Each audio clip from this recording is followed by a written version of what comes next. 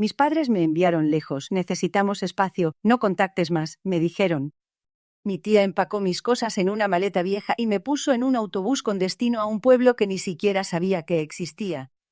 Yo era solo una niña de 11 años, sentada sola, viendo cómo el paisaje de la Ciudad de México se desdibujaba, llevando conmigo una herida que aún hoy, décadas después, me quema. ¿Cómo es que unos padres pueden simplemente deshacerse de su propia hija como si fuera un mueble viejo? Esa pregunta me ha perseguido cada día de mi vida. La última vez que vi a mi madre, su mirada estaba vacía, ausente. Mi padre, siempre tan enérgico, ni siquiera se despidió. Simplemente me empujaron hacia mi tía, una mujer que olía a lavanda y tristeza, y luego cerraron la puerta de esa casa que había sido mi mundo. Lo que no sabían es que ese acto de desprecio sembró en mí una semilla, una planta oscura que crecería con cada año de abandono, alimentada por el rencor y la sed de respuestas. ¿Qué pasó? ¿Qué hice mal? ¿Por qué me borraron de sus vidas? Llegué a San Miguel de Allende, un lugar hermoso pero ajeno, un laberinto de calles empedradas y secretos. Mi tía, una mujer de pocas palabras, me enseñó a sobrevivir. No había abrazos ni consuelo, solo lecciones de vida. Aprendí a coser, a vender artesanías en el mercado, a valerme por mí misma. Pero cada noche, al mirar las estrellas desde mi pequeña ventana, la imagen de mis padres regresaba, fantasmas de un pasado que me negaba a olvidar. La herida supuraba, y el resentimiento se arraigaba profundamente. Pasaron los años, y esa niña abandonada se convirtió en una mujer. Una mujer fuerte, sí, pero con un vacío inmenso y una pregunta sin respuesta grabada en el alma. La gente del pueblo me conocía como la muchacha de la tía Elena, la Q, que siempre estaba trabajando, la que nunca hablaba de su familia. No sabían que detrás de mi sonrisa discreta se escondía una obsesión. Necesitaba saber por qué. Necesitaba que pagaran. Un día, mientras hojeaba un viejo periódico de la Ciudad de México que alguien había dejado en la plaza, un nombre saltó de la página. Familia Rivera, prominentes empresarios, celebran aniversario. Y ahí estaban mis padres, sonriendo, radiantes, como si la vida les hubiera tratado de maravilla. Como si nunca hubieran tenido una hija. En ese instante la semilla de rencor germinó por completo. No era solo abandono, era traición. Una traición tan fría, tan calculada, que me heló la sangre. Mis manos temblaron al sostener el periódico. ¿Cómo era posible? ¿Cómo podían vivir así, en la opulencia y el olvido, mientras yo luchaba por cada centavo? La imagen de su felicidad, de su vida perfecta, se clavó en mi mente como una daga. Ya no era solo una niña herida. Era una mujer dispuesta a todo. Una mujer que había descubierto que la verdad era mucho más cruel de lo que jamás imaginó.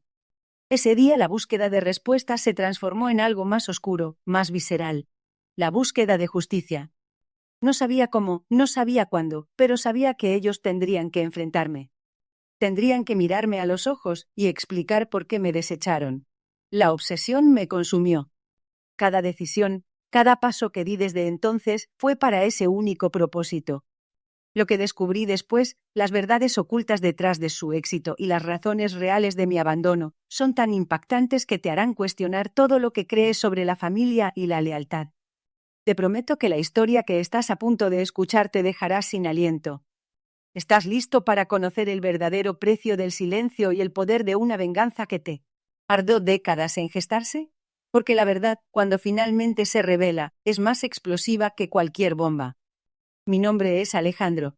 La mañana que mis padres me echaron de la casa, el sol se filtraba por las persianas, pero no traía calidez. Al contrario, cada rayo de luz parecía acentuar la frialdad de sus palabras. Necesitamos espacio, Alejandro.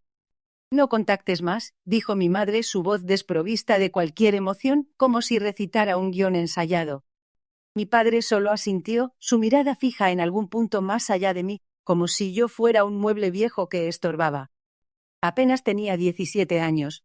Mis tíos, los hermanos de mi madre, habían llegado la noche anterior. Su presencia era un presagio ominoso. La tía Elena, siempre la más pragmática y menos sentimental de la familia, empacó mis pocas pertenencias en una maleta gastada. Sus movimientos eran eficientes, casi mecánicos, y cada objeto que metía en esa maleta se sentía como un pedazo de mi vida que se desprendía. No hubo abrazos, ni lágrimas, ni siquiera una despedida. Solo un silencio pesado, roto únicamente por el zumbido del refrigerador y el leve crujido de la maleta al cerrarse. Me subieron al viejo Ford de mi tío, el mismo que usaba para sus entregas de mercancía. El motor tosió al arrancar, un sonido que se sentía como el eco de mi propio lamento. Miré por la ventanilla trasera como mi casa se encogía en la distancia, las cortinas de la sala de estar aún cerradas, como si nadie viviera allí. Esa casa, que hasta ese momento había sido mi santuario, se había convertido en la escena de mi destierro.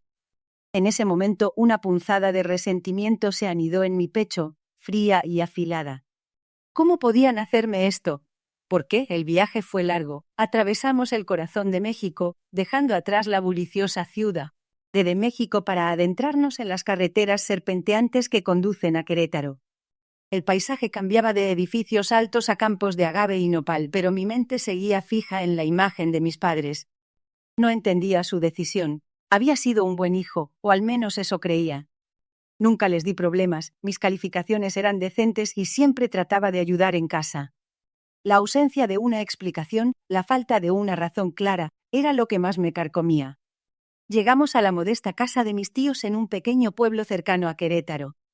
Era un lugar tranquilo, con calles empedradas y casas de colores vibrantes, muy diferente al ajetreo de la capital. Mis tíos me recibieron con una mezcla de lástima y resignación. Me dieron una pequeña habitación en la parte trasera, con una ventana que daba a un patio lleno de macetas con geranios. El silencio del pueblo era abrumador después del constante ruido de la ciudad. Los días siguientes fueron una tortura silenciosa. El resentimiento crecía en mí como una maleza. Me sentía como un intruso en mi propia familia, un secreto vergonzoso que habían decidido ocultar lejos de sus vidas perfectas. Intenté llamarlos una y otra vez, pero mi número estaba bloqueado. Les envié mensajes de texto, suplicando una explicación, pero nunca obtuve respuesta. Cada intento fallido era un clavo más en el ataúd de mi esperanza. La sensación de abandono era tan palpable que me costaba respirar. Una tarde, mientras ayudaba a mi tía a deshiervar el jardín, no pude más. ¿Por qué, tía?, le pregunté, mi voz apenas un susurro. ¿Por qué me hicieron esto? Ella se enderezó, limpiándose el sudor de la frente con el dorso de la mano. Sus ojos, normalmente llenos de una dureza práctica, se suavizaron por un instante. Alejandro, comenzó, su voz grave, tus padres tienen sus razones, cosas que no te incumben ahora. Esa respuesta, tan vaga y evasiva, solo avivó la llama de mi frustración. ¿Razones? ¿Qué clase de razones justificaban echar a tu propio hijo? Esa noche, acostado en mi cama, con el canto de los grillos como única compañía, juré que encontraría la verdad. No importaba cuánto tiempo me tomara ni qué obstáculos tuviera que enfrentar. Necesitaba saber por qué me habían abandonado, por qué me habían borrado de sus vidas. El resentimiento se transformó en una determinación fría. Esto no era el final, era solo el principio. Alejandro no se quedaría de brazos cruzados. Algo oscuro se estaba gestando en mi interior, una promesa silenciosa de que un día, ellos pagarían por el dolor que me habían causado. La tía Elena me dejó en la casa de mi abuela, una pequeña vivienda de adobe en las afueras de Querétaro, rodeada de nopales y un par de gallinas. El aire aquí era diferente, más seco, cargado con el aroma de tierra mojada y leña quemada. Mi abuela, con sus manos curtidas por el tiempo y el trabajo, me recibió con un abrazo que, por primera vez en días, se sintió como un refugio. No hubo preguntas, solo el calor de su regazo y el silencio comprensivo que tanto necesitaba. Ella sabía. Siempre lo supo todo. Los primeros días fueron un borrón. Me movía por la casa como un fantasma, el eco de las palabras de mis padres resonando en mi cabeza. Necesitamos espacio. No contactes más. Cada vez que las recordaba, un nudo frío se formaba en mi estómago. ¿Cómo podían haberme desechado tan fácilmente? Me sentía como un objeto roto, olvidado en algún rincón. Mi abuela me observaba en silencio, preparando atole de maíz y tortillas recién hechas, pequeñas ofrendas que intentaban curar lo que las palabras no podían. Una tarde, mi